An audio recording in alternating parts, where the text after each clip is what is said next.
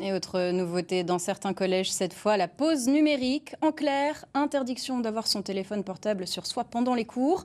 Une mesure, là aussi, au stade expérimental. 15 établissements en Champagne-Ardenne se sont portés volontaires, comme le collège du Mont-d'Or à Saint-Thierry dans la Marne, où le recteur et le préfet sont venus présenter le dispositif à des élèves pas si perturbés que cela. Vous allez voir, reportage de Samuel Monod et Mustapha Abbas.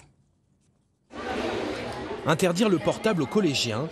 Pour les premiers intéressés, la mesure ne change pas grand-chose. Je trouve que c'est pas une mauvaise idée, car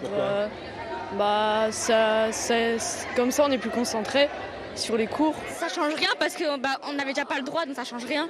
On l'utilisait déjà pas avant, donc ça change pas trop. Juste, j'ai juste peur de le faire voler comme il est dans le casier.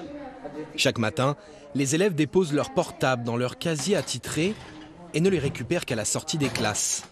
Pour éviter de consulter ces messages en cachette, le couloir est fermé lors des temps de pause.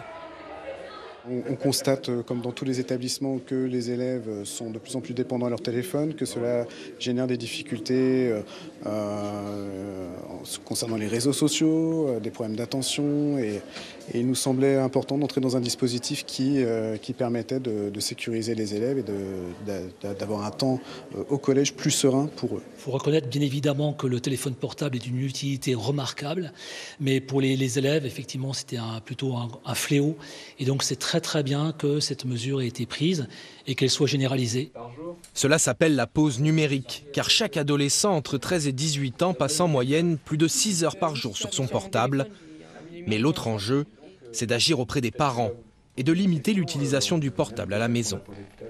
Alors, le temps scolaire, c'est 17% du temps de l'enfant. Donc les 83% du temps restant, c'est la famille. Et donc on doit bien travailler avec les familles, ne serait-ce que par exemple pour que les élèves se couchent et donc aient un temps de sommeil suffisant.